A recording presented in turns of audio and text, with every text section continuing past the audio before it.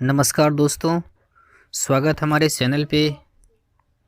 अक्सर हमारे सामने मुसीबत आती है तो हम उनके सामने पस्त हो जाते हैं। उस समय हमें कुछ समझ में नहीं आता है क्या सही है और क्या गलत है। हर व्यक्ति का परिस्थितियों को देखने का नज़रिया अलग अलग होता है। कई बार हमारी ज़िंदगी में मुसीबतें का पहाड़ टूट पड़ता है। उस कठिन समय में कुछ लोग टूट जाते हैं तो कुछ संभल जाते हैं। मनोवैज्ञानिक का कहना है कि अगर आप प्रॉब्लम पे फोकस कीजिएगा आपको समस्याएं दिखाई पड़ेगा, अगर आप सॉल्यूशन पे फोकस करिएगा तो आपको समाधान दिखाई पड़ेगा। दोस्तों, आज मैं आपके साथ एक महान इंसान की कहानी शेयर करने जा रहा हूँ जो आपको बहुत ही प्रेरित करेगा और इंस्पायर करेगा। आपको किसी भी मुसीबत में लड़ने के लिए प्रोत्साहित मोटिवेट करेगी। दोस्तों, आपने नेपोलियन बोनापार्ट का नाम तो सुना ही होगा। जी हाँ, वही नेपोलियन बोनापार्ट जो फ्रांस के एक महान लीडर और साहसी शासक थे, जिनके जीवन में असंभव नाम का कोई शब्द नहीं था। इतिहास में नेपोलियन को विश्व का सबसे महान और अजय सेनापति में से एक गिना जाता है। वह इतिहास में सबसे महान विजेताओं में से माने जाते हैं। उसके सामने कोई भी नहीं टिक पाया। नेपोलियन अक्सर जोखिम भरे रिस्की काम किया करते थे।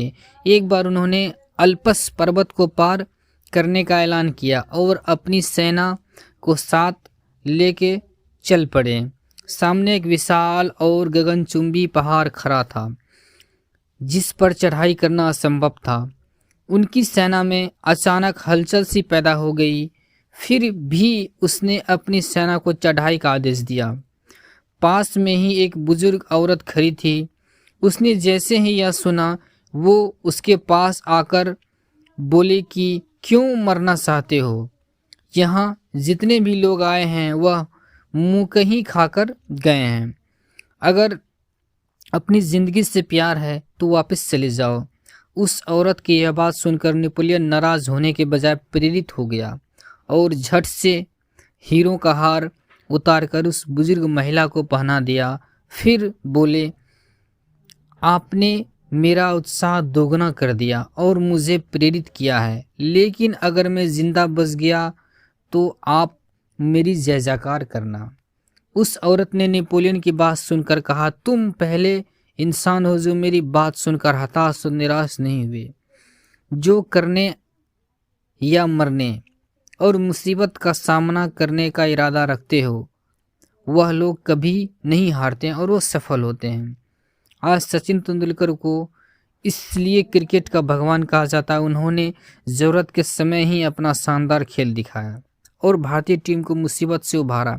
ऐसा नहीं है मुसीबत में हम जैसे लोग को सामने नहीं आती है। भगवान राम के सामने भी मुसीबतें आई। विवाह के बाद वनवास की मुसीबत, उन्होंने सभी मुसीबतों का सामना आदर्श तरीकों से किया, तभी वो मर्यादा पुरुषोत्तम राम कहलाएं। मुसीबत ही हमें आदर्श बनाती है। अंत में एक बात हमेशा याद रखिए, ज़िंदगी मुसीबत चाय के कप में जमी मलाई की तरह है। आप कामयाब लोग हैं जिन्हें फूंक मारकर मलाई साइड कर चाय पीना आता है।